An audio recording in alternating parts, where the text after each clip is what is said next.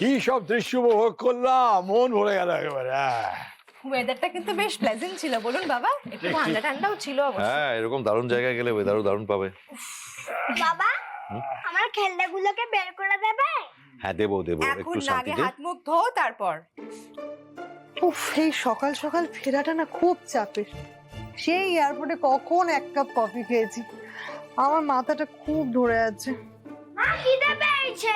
দিচ্ছি বাবা, দিচ্ছি, দাঁড়াও। বাড়িতে তো কিছু নেই, ফ্রিজও খালি। তাহলে আমি এক কাজ করি, বাজার করে নিয়ে আসি কিছু। কিছু আনতে হবে না, সব আছে, এক্ষুনি এসে যাবে। কি করে? অর্ডার করেছি, এই তো আস্তে আস্তে অর্ডার করলাম। ডিম, দুধ, তারপরে একটু ব্রেড আর সবজি, সকালটা তো চালিয়ে নিতে হবে, সেই রকমই আনতে দিয়েছি। এই হচ্ছে আমার বৌমা। যাই, আমি তাহলে একটু ফ্রেশ হয়ে আসি, কেমন?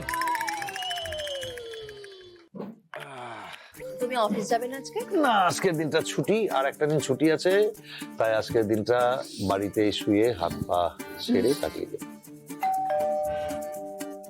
এই বোধহয় এসছে জিনিস। আমি দেখছি।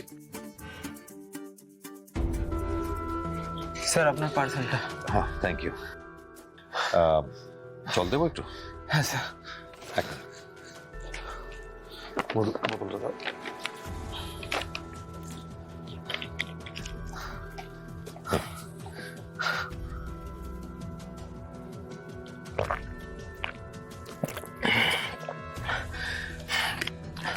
ধন্যবাদ স্যার, আমি আসছি।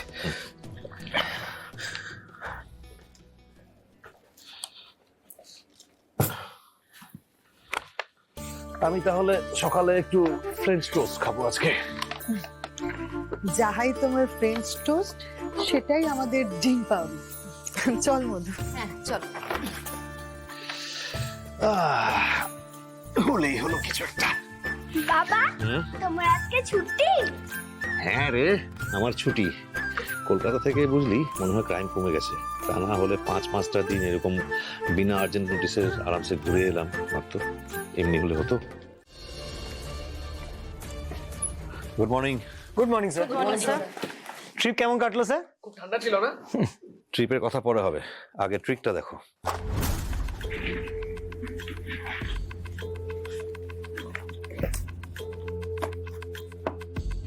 স্যার, দুটো ডাকাতির কেস। স্যার এটা কি আমাদের দেখতে হবে? এইমাত্র সিপি স্যারের সঙ্গে দেখা করে এলাম। উনি আমাকে এই কেসের দায়িত্ব দিয়েছেন। তবে এটা ডাকাতি নয়।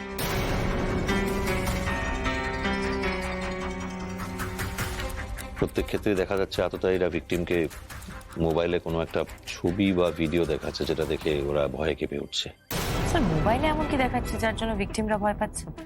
তার থেকে বড় ব্যাপার, দুটো লোকেশনে দুটো আলাদা খুন, আর দুটো ক্ষেত্রে একটাই কমন জিনিস, সে ছবি বা মোবাইলে ভিডিও দেখানো।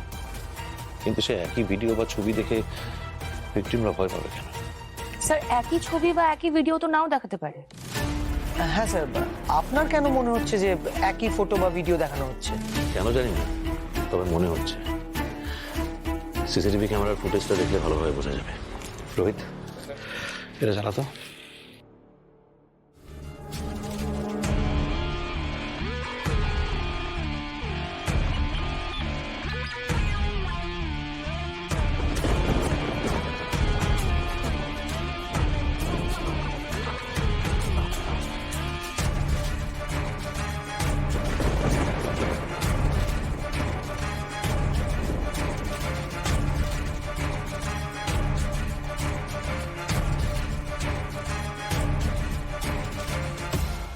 স্যার এদের মধ্যে কাউকে আইডেন্টিফাই করা যায়নি?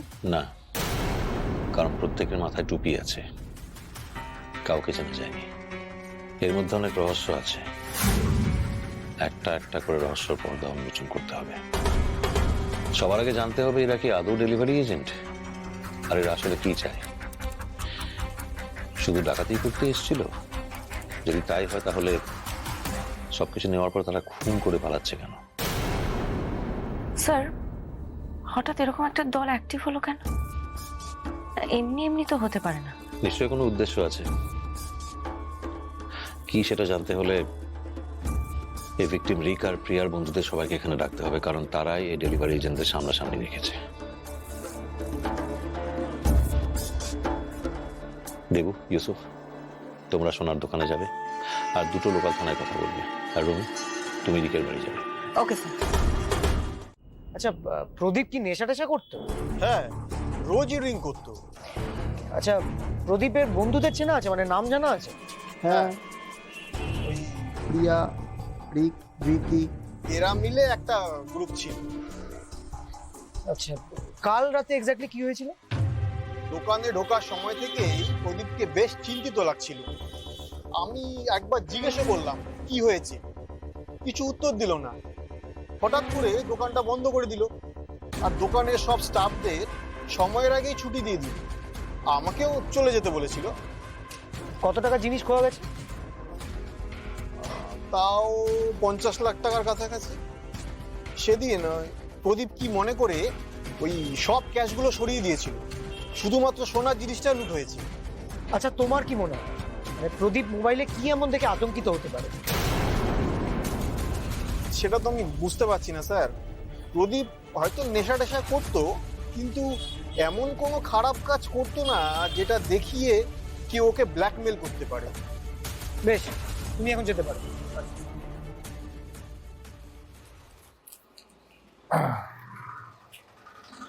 দোকানের ভেতরে একটা শোকেসের নিচ থেকে এই চিরকুটটা পাওয়া গেছে। কি লেখা আছে? লেখা আছে, প্রদীপ স্যার, দোকানে যা যা সোনাদানা ক্যাশ আছে সবকিছু একটা ব্যাগে ভরে আজ রাতেই ঝটপট দোকানের পেছনে ঝোপের মধ্যে রেখে এসো। আশা করি কোঅপারেট করবে, তাহলে পুলিশের কাছে খবর যেতে 1 সেকেন্ডও লাগবে। যা মনে হচ্ছে ওই 9mm পিস্তলটা দিয়ে গুলিটা করা হয়েছে পয়েন্ট ব্ল্যাঙ্ক রেঞ্জে, আর মডেলটাও পুরো।